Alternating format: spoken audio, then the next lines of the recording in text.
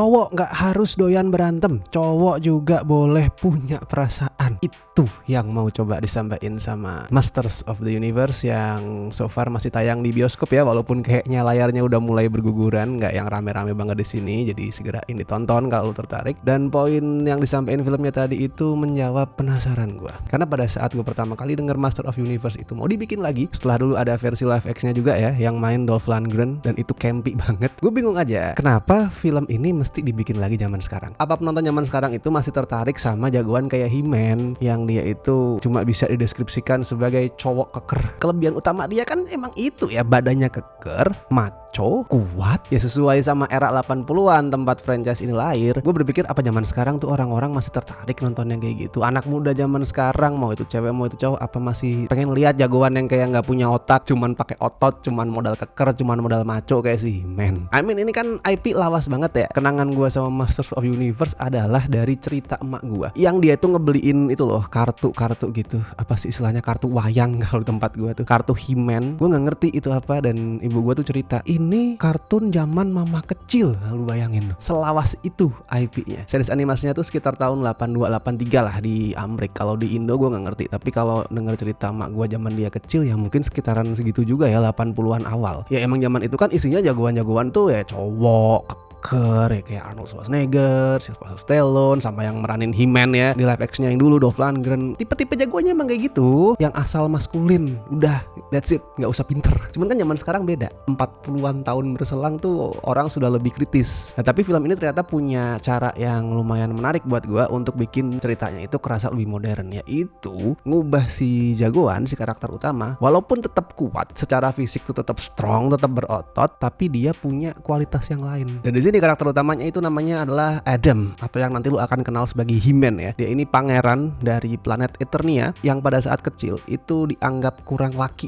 sama bapaknya, sama Raja Randor nama bapaknya ya. Dianggap kurang laki, kurang jantan. Dan si Adam sendiri emang gak terlalu enjoy ya pada saat harus latihan fisik, latihan pedang. Dia lebih suka ketawa-ketawa, joget-joget. Makanya si bapak tuh selalu khawatir, kamu akan tumbuh jadi anak laki-laki macam apa kalau seperti itu, tulang kamu lunak dan segala macam. And then suatu hari ada serangan dari Skeletor sama pasukannya. Nah Skeletor nih yang meranin Jared Leto nih, tapi nggak kelihatan mukanya. Jadi Skeletor itu menginvasi Eternia, dijajah lah pokoknya. And then si Adam itu dikirim ke bumi buat melindungi sebuah pedang pusaka yang namanya itu Sword of Power, yang konon menyimpan kekuatan luar biasa, dan itu yang diincar sama Skeletor. Makanya si Adam itu sama pedangnya dibuang lah, disembunyiin ke bumi biar nggak bisa ditemuin sama Skeletor. Gue bertanya-tanya sih pada saat ceritanya pindah ke bumi, karena kan Adam tuh datang ke bumi pada saat dia masih kecil, umur mungkin 5, 6, 7 tahun lah. And then time skip 15 tahun, udah gede dia. Gue bertanya-tanya, ini orang, anak ini selama belasan tahun gak ngerti apa-apa tentang kehidupan bumi, kok bisa survive? Siapa yang ngasih makan? Siapa yang ngebayarin dia sekolah? Dia sekolah digambarin. Ada flashback si Adam tuh diketawain di kelasnya pada saat masih kecil, di sekolah SD gitu kayaknya. Siapa yang nyekolahin? Masuk panti asuhan kah? Ya sebenarnya itu bukan sesuatu yang wajib ada untuk menguatkan penokohannya si Adam ya. I mean filmnya juga nggak yang serius-serius banget, tapi kan kayaknya kalau itu sedikit dijelasin masih nggak apa-apa gitu. Lucu aja kalau film ini nggak ngerasa harus nyeritain itu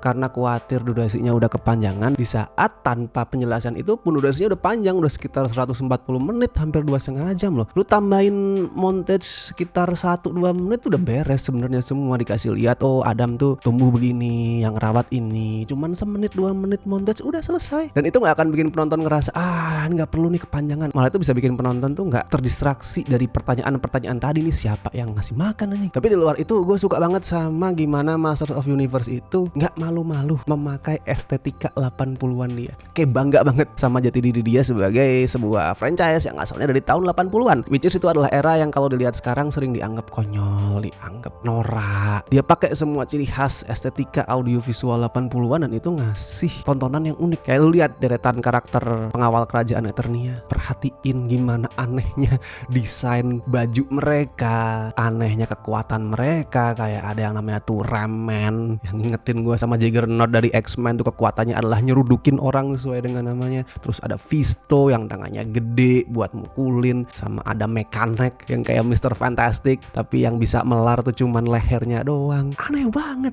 dan gue seneng nonton itu.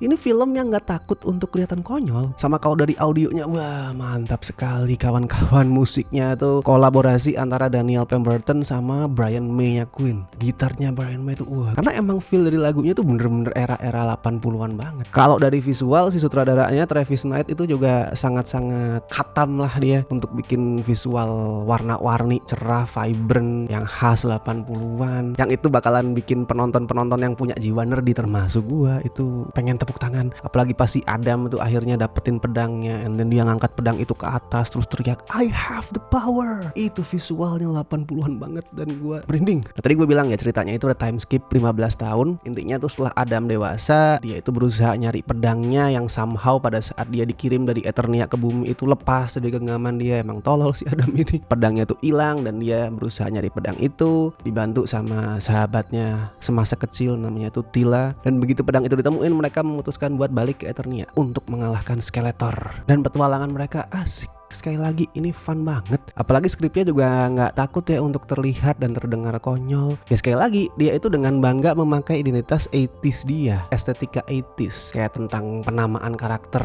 Kan penamaan karakter Master of Universe tuh aneh-aneh ya. Jagoannya namanya He-Man. Terus tadi yang udah gue sebutin Ram-Man, Fisto anjing, Mekanek, Mossman. Yang emang disengaja jadi sederhana ya, karena dulu emang biar anak-anak yang jadi target marketnya itu bisa lebih gampang ngapalin karakter-karakternya. Semua nama-nama bodoh itu ditertawakan di sini, disentil. Makanya pada saat ada beberapa part di ceritanya, di alurnya yang gue ngerasa ini kenapa tolol banget, kenapa ngaco banget. Gue nggak mau terlalu mempermasalahkan itu ya, emang mereka sengaja untuk jadi film yang tolol. Bangga dengan identitas 80-an dia, kecuali soal satu hal yang udah gue bahas tadi di awal, soal maskulinitas. Kayak nanti ada karakter namanya tuh Sorcerers, seorang penyihir yang dia itu menyampaikan sebuah petuah, dan petuah itu udah kayak mewakili keseluruhan perspektif dari filmnya, yang secara nggak langsung tuh yang nyentil action hero era 80-an lah, di film, di animasi, di kartun, di series. Dia sempat ngomong para champion dari masa lalu itu cuman ngandelin brute strength, cuman punya kekuatan fisik. Dan yang ngebedain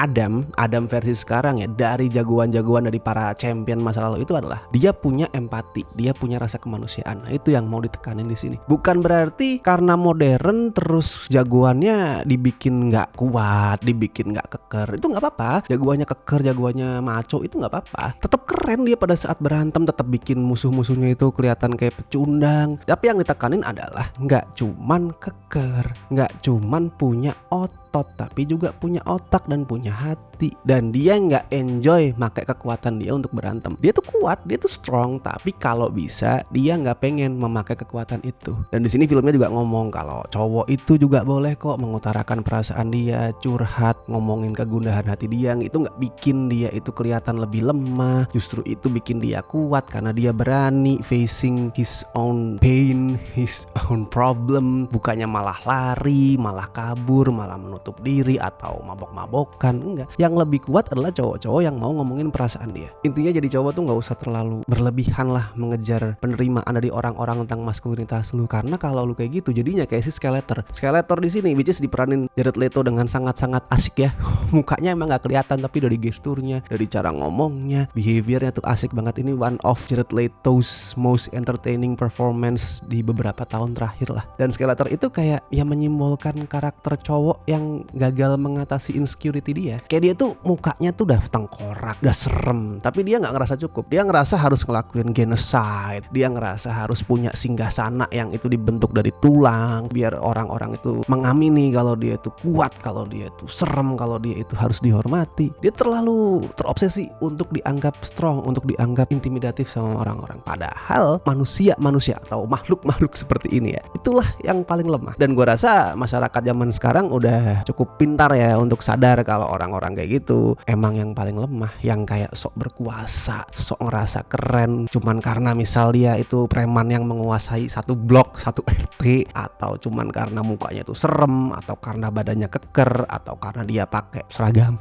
misalkan. Gue rasa masyarakat zaman sekarang udah cukup ngerti lah kalau mereka itu justru yang paling lemah. Dan Masters of the Universe itu bisa ngewakilin sisi yang lebih modern itu. Dia kelihatan kayak 80s, terdengar seperti 80s, tapi tapi feel-nya itu lebih modern. So skor untuk Masters of the Universe ya gue kasih 7,5 dari 10. Masih sangat layak untuk ditonton di bioskop. Bahkan kalau misalkan lu tertarik untuk nonton film ini, gue saranin di bioskop sih, karena emang audio visualnya itu lebih mantep men kalau di layar lebar. Dan lu nggak perlu harus ngerti franchise-nya yang dulu ya, lu nggak perlu paham sama semua itu. Oh, dan ada 3 credit scene di sini. Sebenarnya yang paling penting tuh cuman yang tengah sih kalau kata gue. Kalau yang paling belakang semua orang udah bisa tahu lah. Cuman nanti ada kemunculan karakter yang kayaknya udah banyak orang familiar, jadi silakan ditungguin. Dan buat yang udah nonton, bagiin review kalian di kolom komentar bebas. Dan thank you banget buat teman-teman yang masih setia join membership Cinecrip, terutama kawan-kawan berikut ini dari Tir Besti and La Familia. Thank you so much guys. Tir Sobat juga terima kasih. Oke, gue Rashid Hari. Sampai ketemu di review berikutnya.